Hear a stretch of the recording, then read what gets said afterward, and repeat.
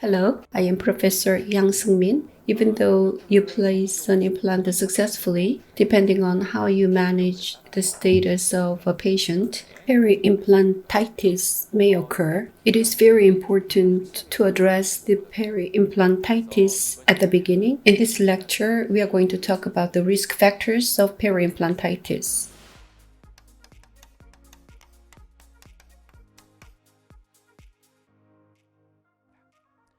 Today, I'm going to talk about these contents, the definition of a peri-implantitis, and the prevalence, the risk factors causing peri-implantitis. First, bacterial factors, host, the patient factors, prosthodontic factors, followed by the operator factors, which we do not like very much, and the summary.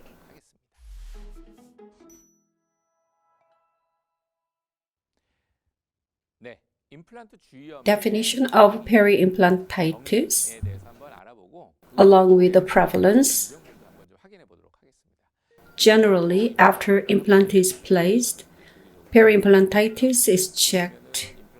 After the placement, in the middle of the contour, there's a gingival recession, and you may think it's not a big deal.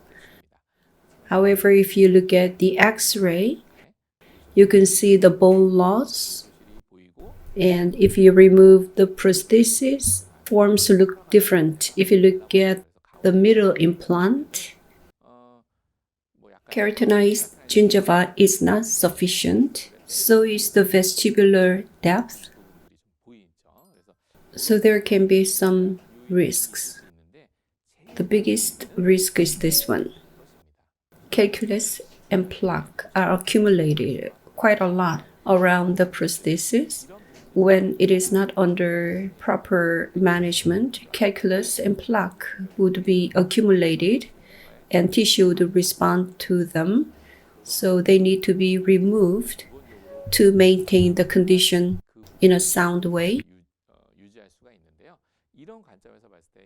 And we have different types of peri-implant diseases. First, we have the peri-implant mucositis. Only inflammation exists around the implant. On the X-ray, there is no bone loss observed, but there is some swelling due to inflammation. So it can be treated rather easily without losing bone. Peri-implantitis is an inflammation process that can be accompanied with bone loss. If you look at the posterior implants, you can see inflammation, and behind it on the X-ray, bone is lost. So this is called peri-implantitis. Regarding this, there are many different definitions by various scholars, and they have some consensus on the term. In 2018, world-renowned scholars got together and came up with the definition of peri-implantitis. There was some special thing. They talked about peri-implant health, and they defined it.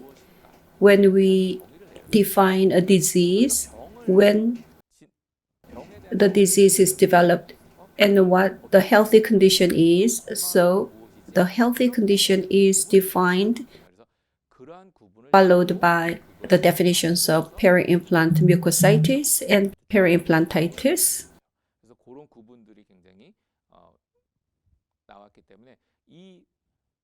If opportunity comes, please look up the journal. But for those who do not have time, let me summarize what they say. As you can see here, what is important is it is associated with plaque. It is associated with the poor plaque control in patients who do not attend regular maintenance therapy. And anti-infective treatment strategies were successful. There are clinical signs of inflammation, bleeding, unprobing, and or suppuration, increased probing depths, and bone loss.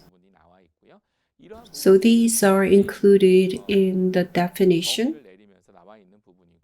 In the past, it was not clearly mentioned, but here it clarifies that the peri-implant mucositis is assumed to precede peri-implantitis. So if you observe peri-implant mucositis and address it, the progression to peri-implantitis, it can stop.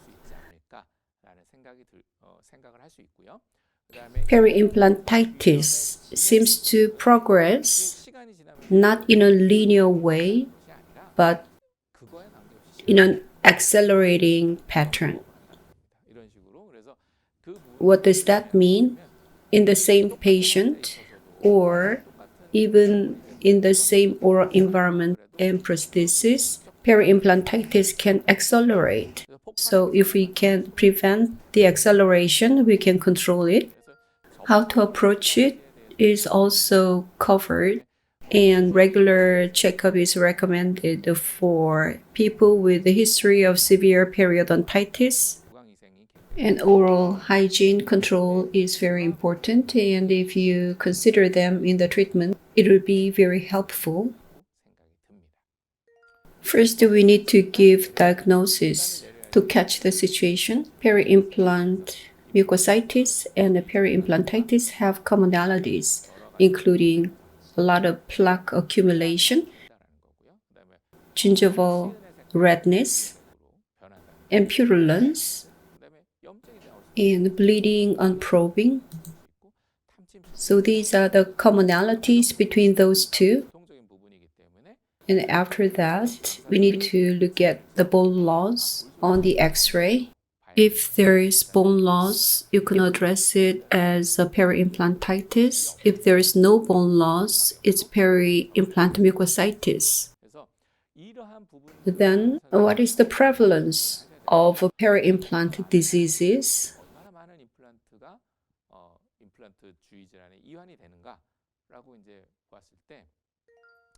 According to the third EAO conference, many people came up with a definition.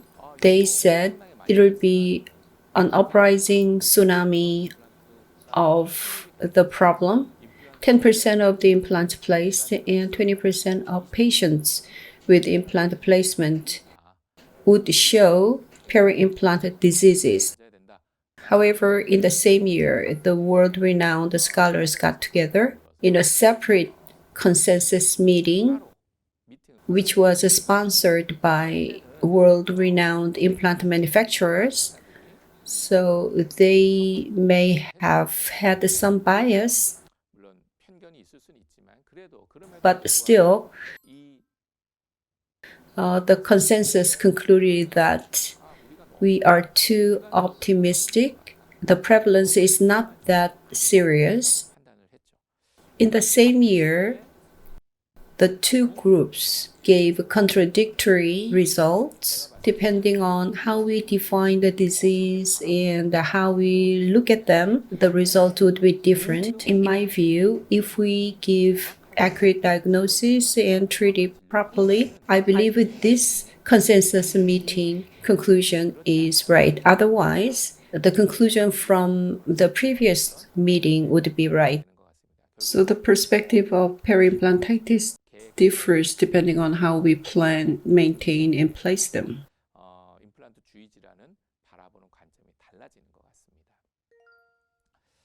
In our hospital, to clear up the confusion, we did a study. The study population is those who have been followed up for more than 5 years after implant placement, with bone loss of 2 millimeters or more, redness, and or suppuration, with 675 patients and 1,929 implants. In 10% of the patients and 7% of the implants, we observed peri-implantitis. This is lower to suggestions of EAO conference, and this is similar to OSSTEM conference. As I said before, how you maintain the implants, the results would become different. So this reflects that difference. Implants are, from the risk perspective, there is no single risk. There are a combination of risks, surgery-related, prosthetic-related, and patient-related factors, and they interact with each other, causing peri-implantitis as a result. So we cannot just look at one factor, we need to look at various factors.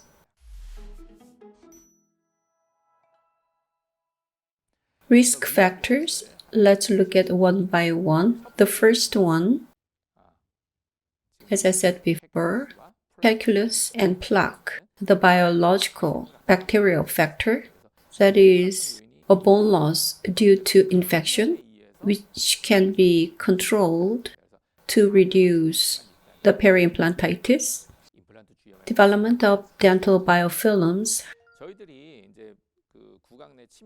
how they are accumulated. At the beginning, it is adsorption, followed by growth, maturation, and inflammation. Adsorption and growth can be stopped, then the cause of the problem can be removed. That means maintenance is very important. And we need to consider the host factors, patient factors, whether the patient has systemic diseases or periodontal disease, or the patient has poor oral hygiene. Various factors like this need to be considered as patient factors for peri-implantitis. So those who fall into these categories need to be made aware that they are prone to peri-implantitis. Implants are placed, then the prostheses were pretty good, and the bone is regenerated. About 3 years later, inflammation occurred. We were surprised what happened, but the patient smokes 2 packs a day. Smoking is a big risk factor for peri-implantitis. There's a national campaign against smoking, but that is not easy to change the habit. So if the patient doesn't stop smoking, the risk is there, and we need to make the patients aware of the problem. So we need to do the checkup pretty often. Considering various risk factors, the frequency of peri-implantitis is about 20% in the general patient level, but 36% in smokers, almost the double. So that is the prevalence of peri-implantitis. We need to understand this. To heavy smokers, you need to shorten the maintenance frequency. We need to consider prosthodontic factors. This is a paper published in 2020. Here, the emergence angle is between the tangent of the transitional contour relative to the long axis of the implant. It is about the emergence angle and its relations to peri-implantitis prevalence, whether the angle is more than 30 degrees or less than that, or if the emergence profile is straight, convex, or concave. And various implant types, including the diameter, they're all summarized here. If the angle is 30 degrees or lower, that is better. If it is less than 30 degrees, there's no problem if the emergence profile is concave or straight, but if it is convex, it is red. And if it is higher than 30 degrees, concave is better. Bridge or single type prosthesis is considered. And if it is a bridge type, the middle implant is prone to peri-implantitis.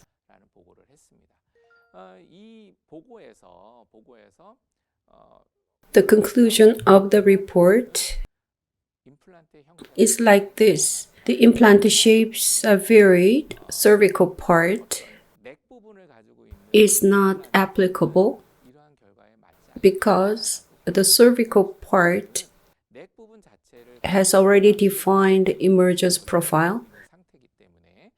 So we cannot distinguish them based on 30 degrees of emergence profile. So they may not be applicable.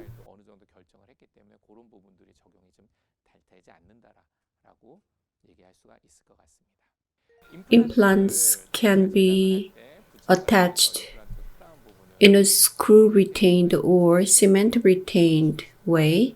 The cement-retained approach may have residual cement problem like here. If there is excess cement, that can cause peri-implantitis later.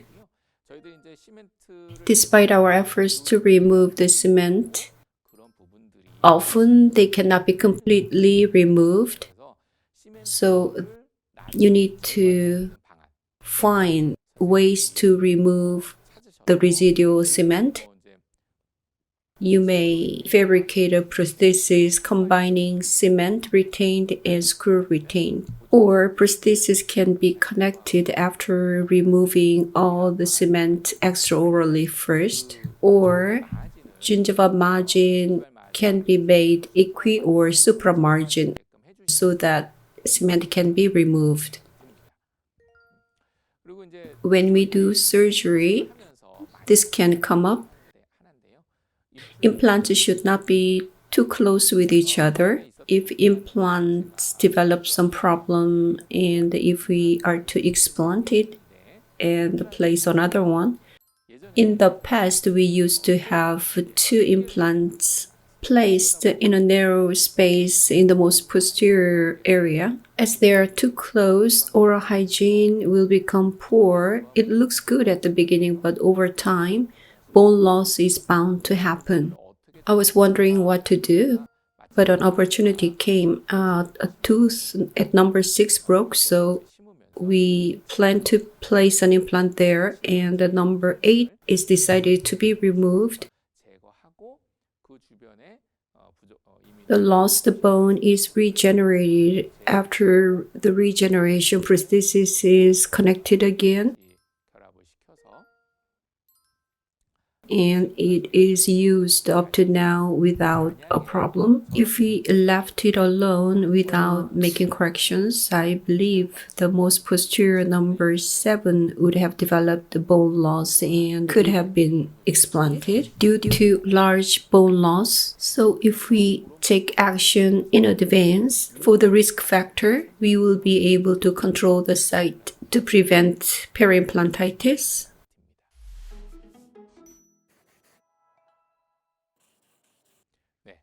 Let's summarize. Keep in mind, all implants can develop peri-implantitis.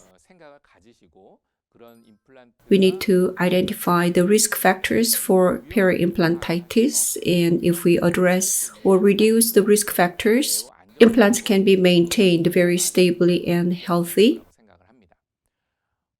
We tend to ignore the fact that a lot of risks are iatrogenic.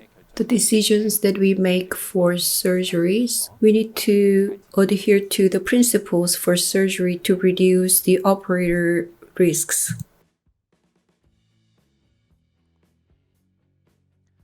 Unless the implant presents discomfort clearly, quite often peri-implantitis is found after much progress. So successful implant procedure is important, but regular checkup is also very important to increase the patient satisfaction. This concludes my lecture. Thank you for your attention.